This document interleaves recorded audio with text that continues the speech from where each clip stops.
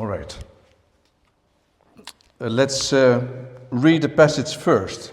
For those who are not regular in our church, we work for a number of weeks through the chapters 14 and 15 and at Easter 16 of the Gospel of Mark to prepare us for Easter.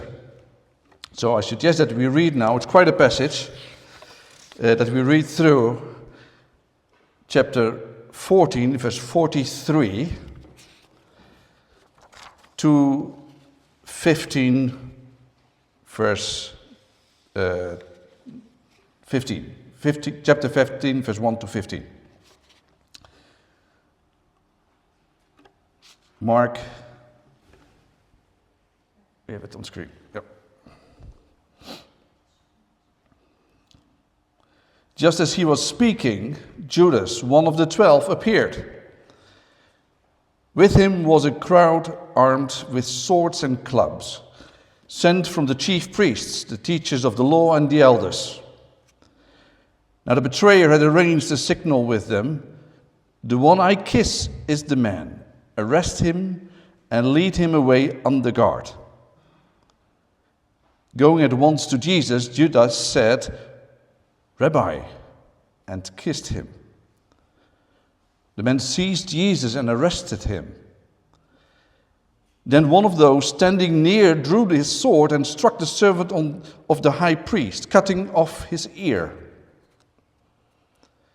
"Am I leading a rebellion," said Jesus, "that you have come out with swords and clubs to capture me? Every day I was with you, teaching in the temple courts, and you did not arrest me. But the scriptures must be fulfilled." Then everyone deserted him and fled. A young man wearing nothing but a linen garment was following Jesus. When they seized him, he fled naked, leaving his garment behind. They took Jesus to the high priest, and all the chief priests and the elders and the teachers of the law came together. Peter followed him at a distance, right into the courtyard of the high priest. There he sat with the guards and warmed himself at the fire. The chief priests and the whole Sanhedrin were looking for evidence against Jesus so that they could put him to death. But they did not find any. Many testified falsely against him, but their statements did not agree. Then some stood up and gave this false testimony against him. "We heard him say, 'I will destroy this temple made with human hands, and in 3 days will build another, not made with hands.' Yet even then their testimony did not agree. Then the high priest stood up before them and asked Jesus, 'Are you not going to answer? What is this testimony that these men are bringing against you?' But Jesus remained silent and gave no answer.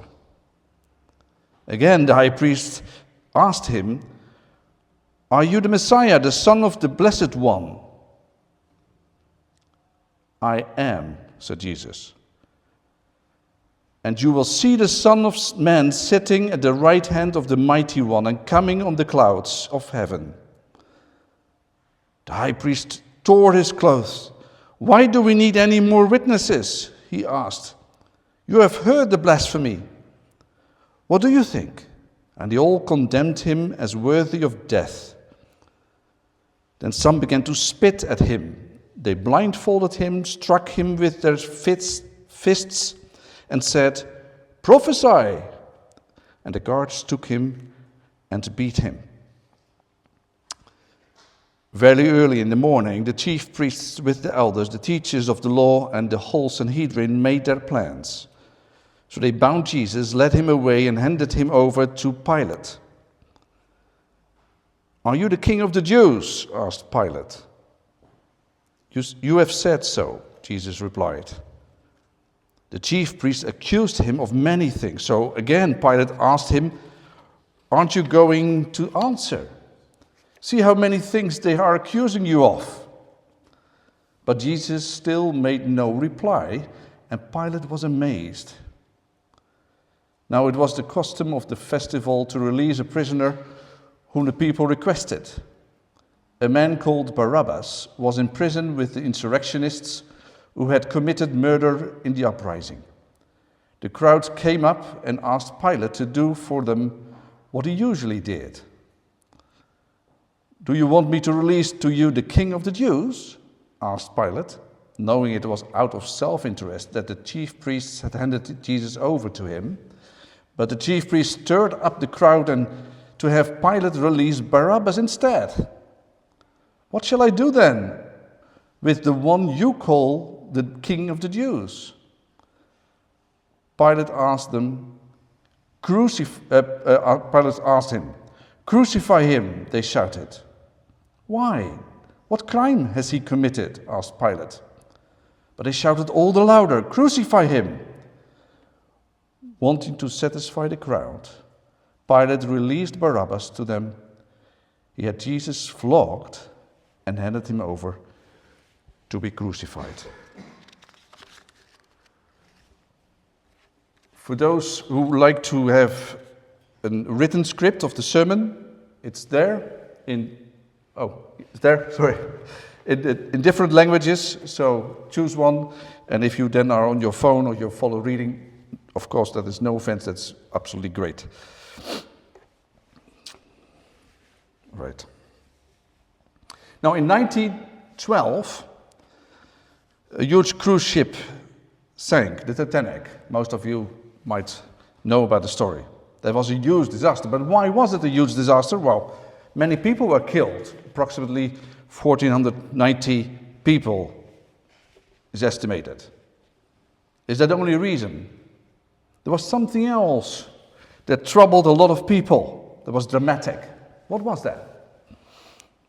Passengers, it said, believed that they were on the safest ship ever built. Top notch. A unique ship. A great accomplishment of technological advancement. However, the ship struck on an iceberg and sank within a couple of hours on its first trip. So people thought they were traveling on the safest ship ever, but the harsh reality was that this impressive ship was extremely vulnerable. And it ended badly, as we all know. The high expectations were scattered, and what remained was a disillusionment of human invention and cleverness. A disconnect between expectation and reality. Now, we are preparing for Good Friday and Easter, Jesus' death and resurrection. In the run-up to these events, we see diverging realities. If you read through these passages, at least that's what happened to me, at first glance you think it's pretty straightforward in terms of understanding. The texts speak for themselves. At the same time, under the surface, all the actors in this story have their own take on what is happening, including our Lord Jesus. Now, it might look like that his ministry is really falling apart. Everyone abandons him. Everybody around him seems to try to find their way with the pieces left. And in this, there is a huge disconnect between God and Jesus acting and the other actors, all the other human actors abandoning him. What looks like a chaos, in what looks like a chaos, we are reminded of what Jesus is undergoing here, or better I should say, what he is doing. He's not trying to keep things together as good as possible. He's actively and decisively fulfilling the scriptures. Scriptures is here understood as the prophecies and the psalms in the Old Testament. Yes, Jesus suffers. At the same time, he rules as the king. He actively fulfills the scriptures. Now that caused at that time and I think it causes in the same way now, an immense disconnect. And we're going to see how. So the main point for today's sermon is King Jesus fulfills the scriptures. He fulfills it by stepping into betrayal by one of his disciples, Judas, stepping into an arrest by an armed crowd, and into desolation from his disciples. That's the first point. And it follows basically the paragraphs of the passage that we have been reading. King Jesus fulfills the scriptures by surrendering to his death sentence, which is passed, of course, by the spiritual leaders, the Sanhedrin. And thirdly, King Jesus fulfills the scriptures by bearing rejection by all the people and execution by the worldly authorities. So the first point, stepping into betrayal. King Jesus fulfills the scriptures by stepping into betrayal, arrest, and desolation. Now we all have read verse 43, 46, Judas, one of the 12, and a crowd armed with swords and clubs show up. Judas says, Rabbi, and kisses Jesus. Now, this large crowd was sent by the Jewish leadership. So it was not only Judas who was in here, they were all in it. They support this action and this arrest. Now, there is a bit of a debate among scholars if there were also Roman soldiers. It doesn't say, in this passage at least. If that's the case, then also Pilate definitely was in. Verse 47 to 52. It's remarkable. It's a short passage, and it's special because we have, of course, other Gospels who tell this story too. And it's definitely more details. Mark seems to be a bit incoherent. Let's see why. It says an ear is cut off. We know from another Gospel he kind of repaired it, but it doesn't say here. And then Jesus responds to this incident with a question. Am I leading a rebellion?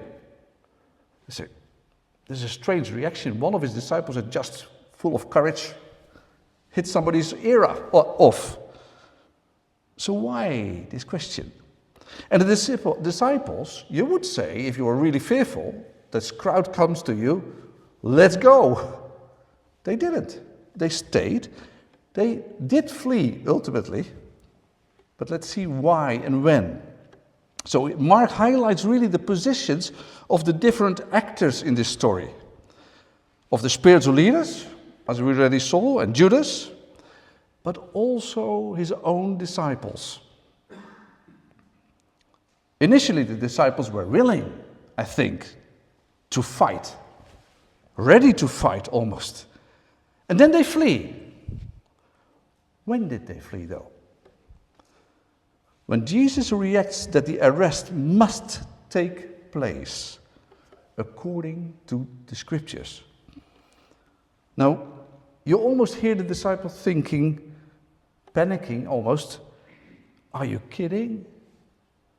Is this arrest also part of your plan? Is this also part of the scriptures that need to be fulfilled? If Jesus now gives up, surrenders so quickly and so easily to this crowd, what are we doing here? There's nothing for us to do anymore. There's no hope for this kingdom. Let's go. The disciples are possibly willing to be arrested with Jesus, but not when giving up, accepting this arrest so passively. When that is considered part and parcel of Jesus' program, according to the scriptures. Jesus accepts the arrest so passively and says, this is part of the story that must happen. If that is the case, surrendering to opposition so easily, giving in to injustice, and not offering any resistance, I'm out of here. There's no hope. Now, what did the scriptures foretell? That the Messianic king would not be recognized and not be appreciated. We read that in Isaiah 53, verse 7. He was oppressed and afflicted, yet he did not open his mouth. He was led like a lamb to the slaughter, and as a sheep before its shearers is silent, so he did not open his mouth. And Psalm 109, verse 3, with words of hatred they surround me. They attack me without cause. Something similar in Psalm 69, those who hate me without reason. They are enemies without cause. Now Jesus himself said it too. In John 15, verse 25, we read, they hated me without reason. So not only the leaders of the people, the chief priests, the people of Israel themselves, as we will see later, but also those who were very close to Jesus, his disciples. And it becomes so clear, this becomes so clear when Jesus purposefully and deliberately stepped into the betrayal, the arrest and the desolation. Now there is an interesting part, verse 51 and 52, about the young man. There's often, if you read about it, there's a lot of speculation what that meant. Some might make it very figuratively that he laid off his clothes in the same way Jesus. I don't know. I don't feel comfortable to say that. But I think what we could simply say, the man was young, he was a follower of Jesus, he wore normal clothes for those days, that's not so strange. And what happened? He fled. As a follower of Jesus, he prefers fleeing without clothes, naked, over being arrested with clothes, dressed, especially for a lost cause. So in that sense, this, although strange verse, fits very much the picture of Jesus being betrayed, arrested, and desolated, and the disciples fleeing. Now, Jesus fulfills the scriptures by stepping into betrayal, arrest, and into desolation. He also, as a king, fulfills the scriptures by surrendering to his death sentence, delivered by the spiritual leaders, the Sanhedrin. Now we read in verse 53 and onwards, the spiritual leaders of Israel, the whole shebang, chief priests, elders, teachers of the law, start kind of an unofficial proceeding, legal proceeding against Jesus before the high priest. And we know, because from the Gospel of John, John 18, they did it in the house of Caiaphas, so not in the court. And it was, of course, night. And you could not have a procedure like that at nighttime.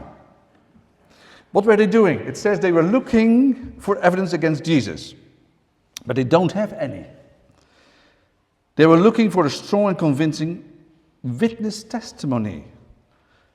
So, note, they are not looking for external witnesses. That's what normally happens, right? If there's a court case, they seek external witnesses. Not here. They were trying to come up with one convicting testimony, harmonize it in such a way that it can be used as one testimony from among themselves. What does that mean? The leaders themselves, you could say the court kind of themselves, started looking for evidence. Why? Because they have already decided for some time now that he needs to be killed. So this is interesting because this whole leadership are different groups, and normally they have different viewpoints. But on this specific item, they are very united. The whole leadership is united because they wish to see Jesus removed. The court acts here as an accuser too. Now, then we in verse 58 and 59, we see that some of them testify of Jesus having said, I will destroy this temple made of human hands, and in 3 days will build another, not made with hands. And the question, of course, did Jesus say this? Now, Jesus did announce the destruction of the temple in Mark 13. He also spoke about building a new temple during his first visit to Jerusalem in John 2. But there it doesn't mention anything thing like a destruction. In other words, they kind of misrepresent the facts here. They made a false testimony. At the same time, if you read this, it doesn't come into your mind. You say, why are they so bothered about this? Just one single man in chains? What kind of threat can he pose? Is it serious? And there's something else. They say he will build a temple not made with hands in 3 days. What does that mean? Now, not made with hands means human hands coming from God. They bring in an element that he claims to be God. Rebuilding a temple within 3 days. Who can do that? Only God. When Jesus has said this, he claims to have divine characteristics, attributes, to be God. So here they lay the groundwork for accusing him of blasphemy. And of course, I guess they would be thinking the case is moving. In verse 60 and onwards, they still don't really agree. So now the chairman stands up and speaks. And he asks Jesus directly, are you not going to answer to this serious accusation of being a blasphemer? Jesus remains silent. Now, what is the role of the chairman here, so to speak, the high priest? If the meeting cannot decide on an issue, what happens normally? What does the chairman do? He listens carefully to what has said so far and conclude on that basis. So there's only one conclusion possible. Let him go, release him. Is that what he does? No. He asks, are you the Messiah, the Son of the Blessed One? This tells something about the expectation of the Jews that they have had about the Messiah. They believe that God himself will announce, that God himself, not a human being, that God himself will announce the Blessed One, the Anointed One. You can read about this in Isaiah 61 verse 1 and Psalm 2 verse 2. Not a human. And I also believe that they believe that the Blessed One is God's Son, according to Psalm 2 verse 7. Why does he raise this question? Because the expectation as such is not really be found in the rabbinic Judaism, in that tradition. Otherwise, their judgment of blasphemy would not make any sense. There would not be a ground for blasphemy. Now listen carefully. The high priest asks, are you the Messiah, the Blessed One? Are you, human being, from Nazareth, the Messiah, the Blessed One? And I think that really reveals the huge conflict that there is or was between Jesus and the leaders of Israel. And it existed already for some time. They understood already quite some time that Jesus acts as he is God. Now you wonder how, on what basis? I want to mention briefly three things. He forgave sins. In Matthew 9, the paralytic who came through the roof, you might know the story. The Son of Man has authority on earth to forgive sins. But also the sinful woman in Luke 7 talks about the same. Secondly, Jesus accepted that people worshipped him in a way that they would only worship God. John 9, verse 38, the blind man who was healed says, Jesus, I believe, and he worshipped him. Jesus did not say, no, don't worship me. He let that happen. He accepted that. And finally, Jesus abolished God-given food laws. You see that in Mark chapter 7, verse 19. It's a story about eating food and what causes your bad. Is it what comes out of your heart or what you eat? And it says in one little phrase at the end, Jesus declared all foods clean. Who can basically abolish the laws of God? God himself. All those things, I think, irritated the spiritual leaders like crazy. Jesus, just a human being, acting as he was God. Now, what does Jesus say? Verse 62. He answers with the question, I am. And for Jews, this was a reference to Yahweh. That is what a lot of interpretations say, which means I am who I am. That is how God presented himself to Moses in Exodus 3, verse 14 and 15. Jesus does not shy away from using this I am. And he did so multiple times. I'll give you a couple of examples. John 8, verse 58. Jesus says, very truly I tell you. Jesus answered, before Abraham was born, I am. He doesn't say, I was, I am. How do we know that they understood this possibly as he was claiming to be God? At this, they picked up stones to stone him. Now then also in John chapter 6 to 15, Jesus says 7 times, I am, making a reference to Yahweh. I'm the bread of life. I'm the light of the world. I'm the door. I'm the good shepherd. I'm the resurrection and the life. I am the way, the truth, and the life. I'm the true vine. Now, all these statements in themselves are, of course, mind-blowing. Imagine somebody comes in here and starts saying these things about himself. I mean, it blows your mind. And he deliberately said, I am. I believe in claiming to be I am who I am. Now then Jesus pushes it really here. He prophesies here before the Sanhedrin, you will see the Son of Man, this man, pointing himself, sitting at the right hand of the Mighty One, which is God, and coming on the clouds of heaven. Who is sitting at the right hand of God? God's Son. He's kind of saying, leaders, listen, there's only one conclusion possible, actually. I am a man, human indeed, but I am also the Messiah, the Son of God.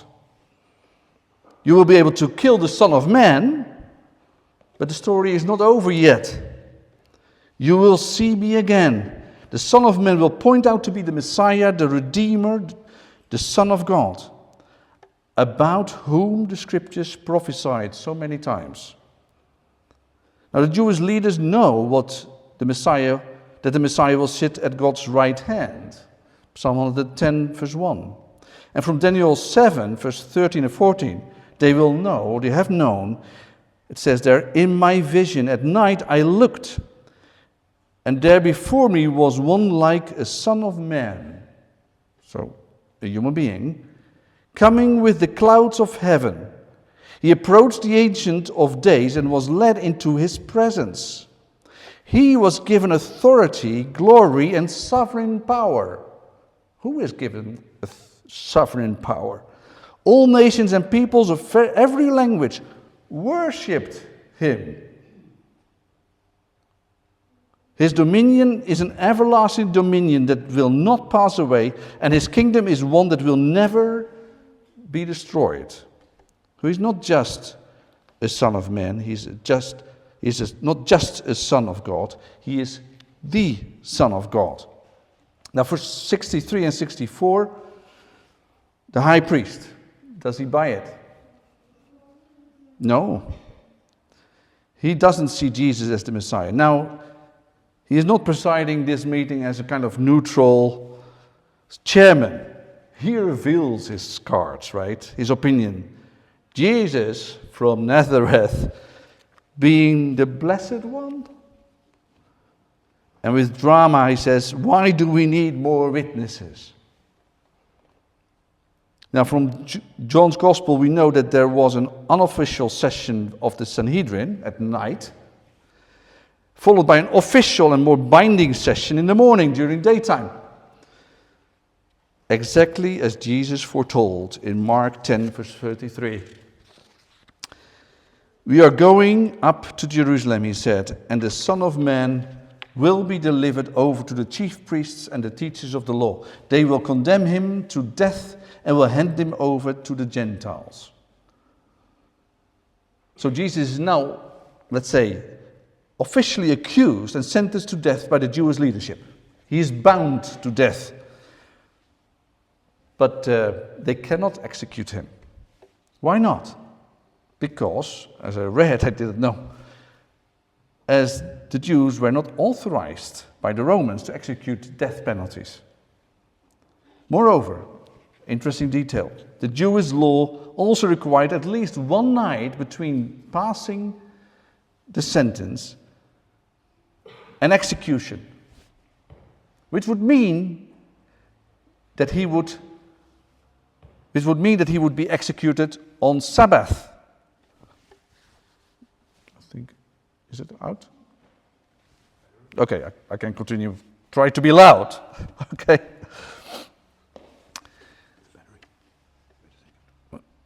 I can continue it.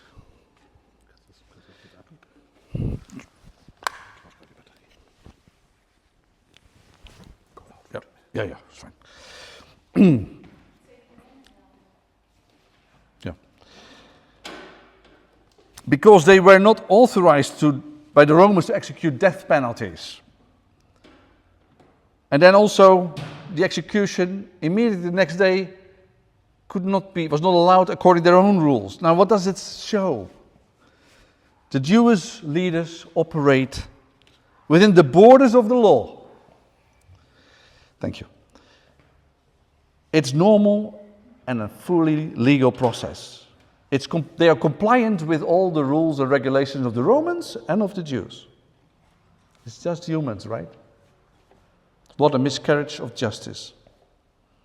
And then in verse 65 it says, "Some of them spit on Jesus, blindfold him and strike him with fists and say to him, 'Prophesy,' taking him and beating him. And Jesus, he takes it.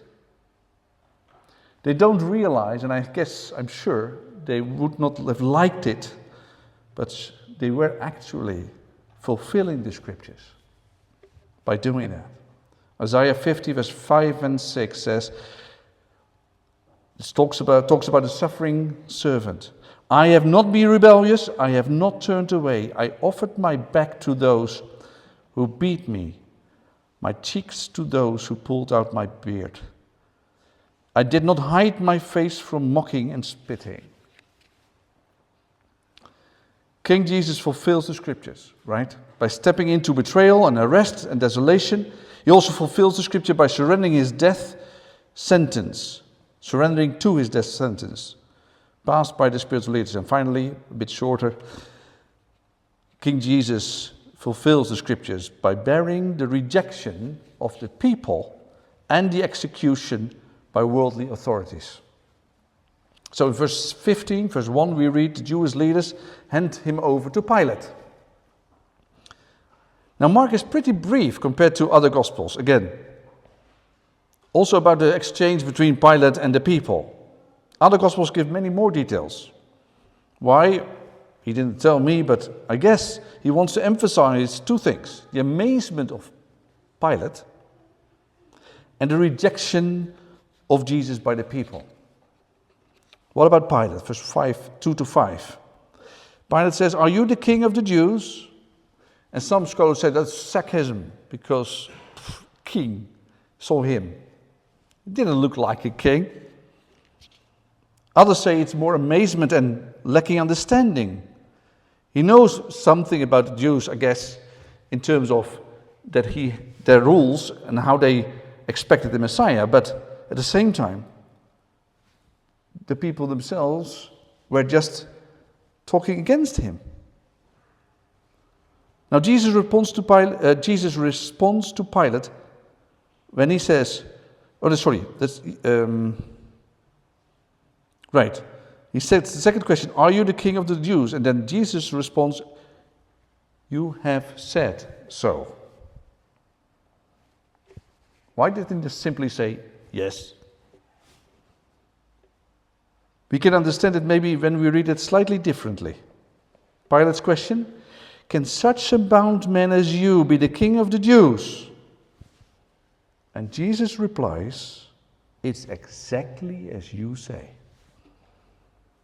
The Messiah has to be bound, suffering for the people and for the world as a lamb.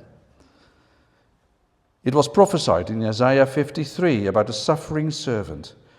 Despite all the accusations of the chief priests, Jesus did not reply to their accusations. He did not open his mouth as prophesied there. And it all amazes Pilate, for sure. He does not understand this all. He's a Gentile. Likely he has not known the scriptures really. And then in verse 6 to 15, Pilate tries to get Jesus free, but the chief priest don't let him. Now Barabbas was likely already selected for amnesty, as a candidate for amnesty by the leaders. Even if he had a criminal record, he was a murderer. And then Pilate addresses the people directly. Do you want me to release to you the king of the Jews? A lot of noise.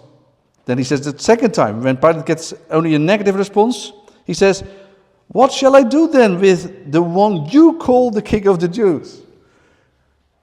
He's not very cultural aware, because king of the Jews was not really the way they would like to be addressed. Would then say king of Israel or something. But he says the king of the Jews. And he thinks to do them a favor by proposing to release Jesus. Then they paid him a huge tribute a week ago when he was welcomed celebrated into Jerusalem. So he thought, man, let me propose to let him free.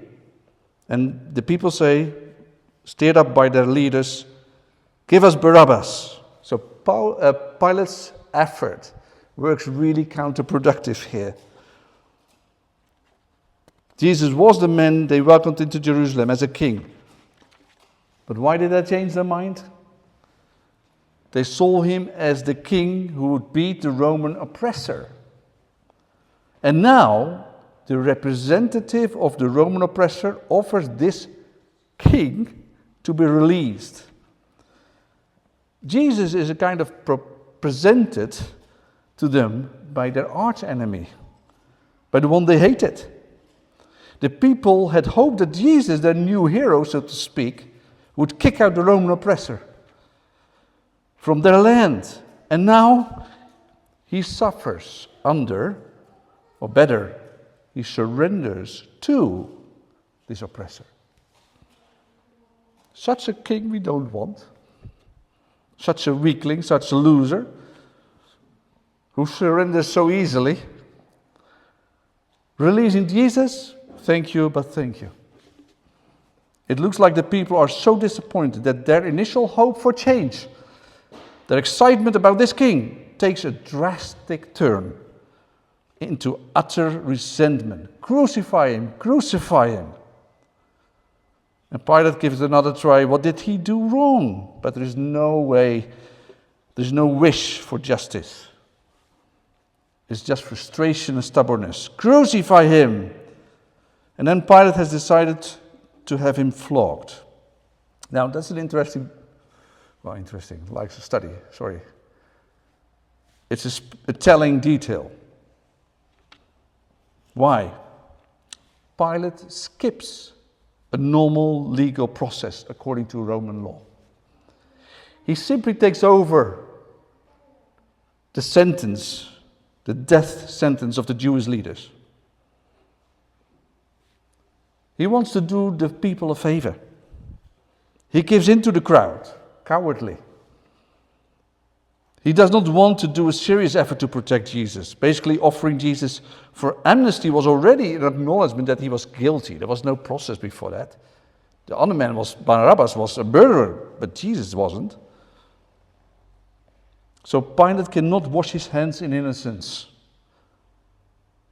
He sends Jesus away to be flogged. That's interesting because no Jews asked him for that. No Roman law gives him grounds to do this. There was no process resulted in this penalty. He just wanted to play nice with the people. So how Pilate becomes fully responsible for the Roman execution of Jesus' death sentence. Without a proper process, Jesus will be executed by the authorities of the land. So in closing, King Jesus, fulfills the scriptures by stepping into betrayal by Judas, into arrest by the armed crowd, and into desolation, desolated from his disciples. King Jesus fulfills the scriptures by surrendering to his death sentence, what is passed on him by the spiritual leaders of Israel. And finally, King Jesus fulfills the scriptures by bearing the rejection by the people and the execution by the worldly authorities. No one saw Jesus for who he really was at that moment of history. No one. Apparently, that is how it had to be, according to the scriptures.